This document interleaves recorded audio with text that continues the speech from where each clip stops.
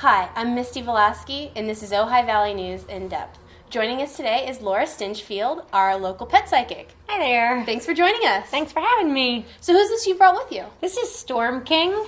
He's my 12-year-old Australian Shepherd.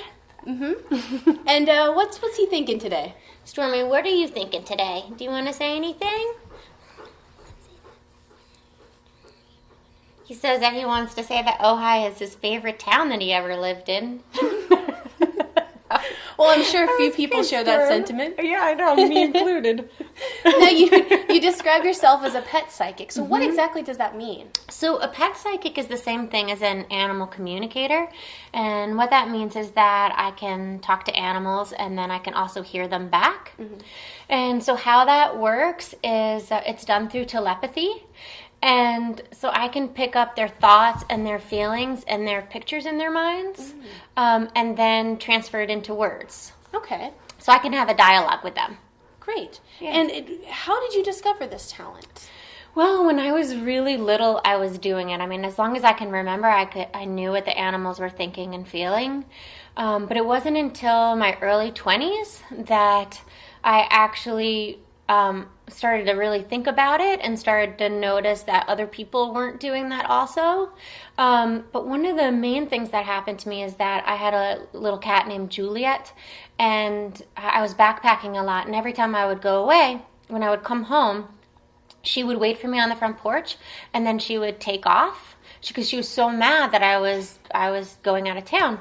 So I read in this book to picture the sun rising and setting for as many nights that you'll be gone, and then picture yourself happily coming home. Mm.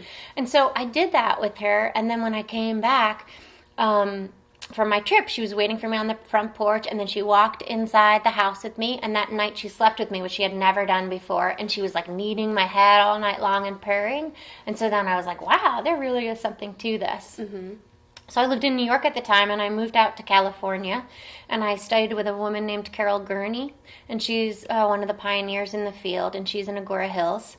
And during my first session with her, when I came home, I had a little shepherd coyote dog, and I said to her, Lala, how are you feeling? And I heard really clearly in my head, Mom, I'm dying inside. And I said to my boyfriend, Lala says she's dying. And he said, oh, you're crazy, because she was still hiking with us. And, you're just making that up, or you're just worried, or, we were making all sorts of excuses why that wasn't so. And 2 months later, she died suddenly of cancer. So, yeah. So it made me really think about it and start studying it until now it's my full profession. Mm-hmm. So you sort of honed your craft over the years. Yeah, it's a lot of study about what's coming from me, what's coming from the other animal, or what's coming from the animal, and then also what's coming from the people around me, because the thoughts and feelings, everything's so subtle, and so it's just tuning out, for instance, I say things like if you walk into a room and there's a lot of excitement, you might all of a sudden start to feel excited, but it might not be your emotion that you had at first. You might be picking up on everybody else's. And so just sort of weeding out what's coming from you and what's coming from someone else, if that makes sense. Absolutely, actually. So what kind of animals are you talking to? Oh, I talk to all animals, all domesticated animals, so cats, dogs, birds, snakes, pretty much any type of pet, horses, and then I've also spoken to exotic animals, so like tigers and a grizzly bear, or eagles, hawks, pretty much anything I can talk to. So there's nothing really that you couldn't talk to? No, there is nothing. Wow. And do they speak English? How are they communicating with you? Yeah, that's a good question. I actually hear it in words, like they're talking to me. So somehow my mind is transferring their thoughts, their feelings, and the images in their minds into words. Mm-hmm. So everyone gets it differently. So if you're with a pet and all of a sudden you see a picture of like a water bowl, or if you see a picture of the door in your head, they might be telling you that they want some water, they want to go outside. Mm-hmm. So. And do they experience emotions like humans do? Oh, yeah, they do. Very much so. Very much like children. Mm. So, yeah, they can get sad and worried and happy. I mean, people see that their dogs are happy all the time when they're playing, but they can pick up things about our lives. Like if people are going through divorce, they can pick up like the problems in the house, and they notice a lot about how people communicate with one another, and so they talk a lot about how people should communicate, how people should be clearer, how people should be. They talk about that people don't necessarily always say what they're thinking. So, for instance, they might be saying to their dog to come, but they might be thinking in their head, oh my gosh, this dog is going to be chasing the squirrel. So it's really important to match up what you're thinking with what you're saying, what you're picturing in your head. And do animals have a concept of mortality, even if they're not sick?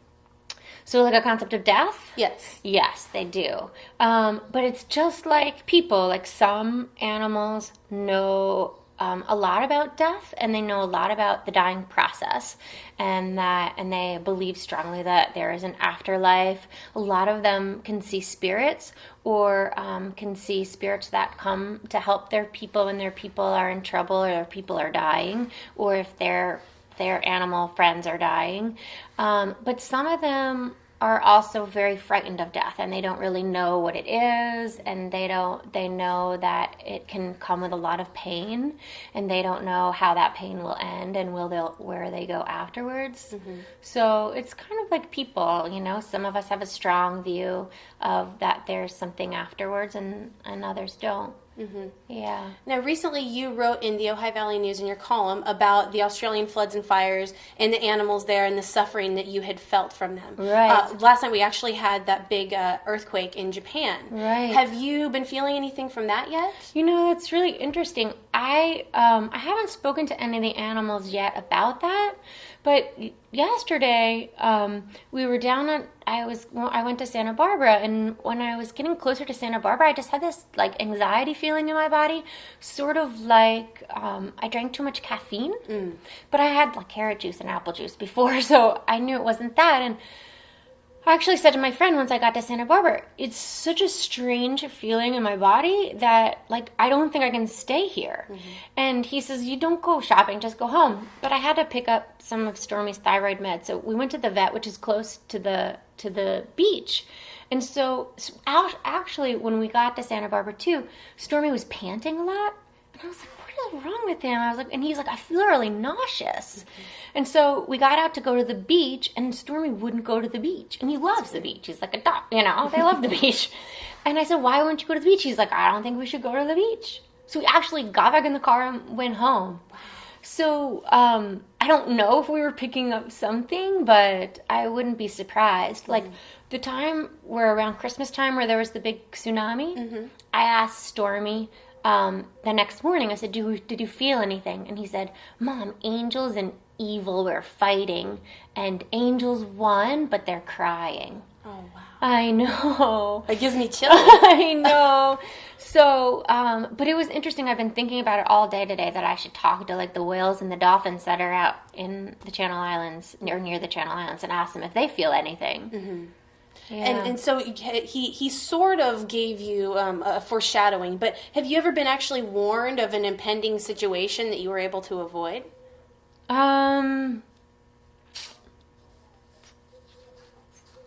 Maybe more. Well, I would say not necessarily with like a natural disaster, but my wolf dog Maya, she would warn me all the time if there was like a mountain lion or a bear that was close to us.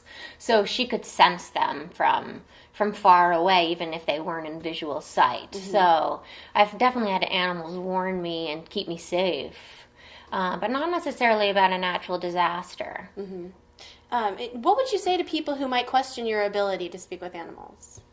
I would say to just watch and listen, and most skeptics, it really depends on how open they are, whether or not they turn believers. Like some skeptics, I talk to a couple animals in front of them and they turn total believers. Or I speak to their animals and they say to me, I was like string theory and now you've blown my mind. And I've had a lot of people say, you're just like, whoa, and like they're really amazed. But I had this one man who was like a diehard skeptic, and he asked me, he said, I want you to ask my dog why he's scared of cars. And he was testing me. And when I had driven to his house, his dog was like attacking my car wheels and stuff. And so he didn't look like he was scared of like being run over, because he was like a border collie, like hurting the car. And so I said to the dog, why are you scared of cars? And he said, well, I'm not scared when my dad drives, meaning this man, but I'm frightened when my kid drives. Because when my kid drives, I get really nauseous. I feel like I'm going to fly out the window. And I don't want to. I don't want to go in the car with him. And so the man goes to me, no, you're wrong. You're totally wrong. You're way off. He's been hit by cars like 3 times. He's scared of cars because he's been run over. And I said, you're not scared of being run over, because he's biting the tires. And so his kid was there and he goes, Dad, I was doing donuts with him in the car the other day. Oh my gosh. And the guy still wasn't a believer. So it was like, what can you do? So can anybody learn to speak to animals, or are you just like a specific gifted type of person? Well, I believe that anyone who has the desire to learn can definitely learn. Mm-hmm. So, and I think people are doing it all the time and they don't realize that they're doing it. People can, as long as you're clear in what you're saying and what you're picturing in your mind, and you stay away from using negatives. So for instance, if you don't want your dog to jump on you, you want to tell him off or all fours on the ground, rather than saying don't jump. Because if you say don't jump, then you picture him jumping on you.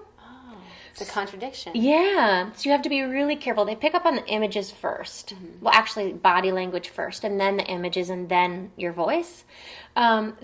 So pretty much, if you're clear, your animal is getting what you're saying. Mm-hmm. And as to getting it back, it's just study and practice. And so, yeah, I really believe if you have the desire to, you can. You can definitely learn. And you don't also only just talk to animals, you're also a medium for humans. I am, yeah. I talk to people who have passed away. Mm-hmm. And how is that? It's great. It's really wonderful to be able to connect people with their loved ones that have passed on the other side. Mm-hmm. And for animals that have passed on the other side too. With people, a lot of times the loved ones want to make amends to their people here on earth, and so it's really nice for them to be able to do that. Mm-hmm. So it's a lot harder for me emotionally to do people medium work. I mean, I love it, but my heart is really with the animals. People are a lot harder, in my opinion, and everyone is probably different, but I feel like the animals have better boundaries. When the session is over, they leave. Mm-hmm. People's spirits kind of hang around more. Oh. So. Do they come to you, or are you going to them? I mean, is it like, are you dialing, heaven, so to speak? Yeah, that's a good question. The way I work is, yes, I feel like I have to know who I'm going to talk to, and then like I dial whoever they are. But other mediums are different. They just kind of let it open to see who comes. I feel more comfortable knowing who I'm going to talk to and then talking to them. Sure. So that's just how I work. Mm-hmm. Now, you've gotten a bit of media attention outside of Ojai, too. Mm-hmm. Let's talk about some of the media that you've been with. Well, let's see. I've been on Good Morning Texas in Dallas. I just had an article come out in LA Confidential, which is a magazine in LA, and that's this month. That's March issue. And yesterday morning, I was on Q100 Atlanta radio station. That was nice. So, yeah, I'm pretty much kind of all over the place. I was in Britain, and so. Very cool. Yeah, it's great. So what's coming up next for you? Are you working on anything in specific? Well, I'm working on a children's book. So I've been working on that, and then I've been trying to get a TV show for years. So hopefully one day that will actually manifest. Well, as soon as you find out some more information, definitely let us know. Yeah, I will for sure. Thanks so much for being here today, Laura. Thanks for having me. Absolutely. Yeah, it was great fun. I'm Misty Velasky. This is Laura Stinchfield. This has been Ojai Valley News in Depth.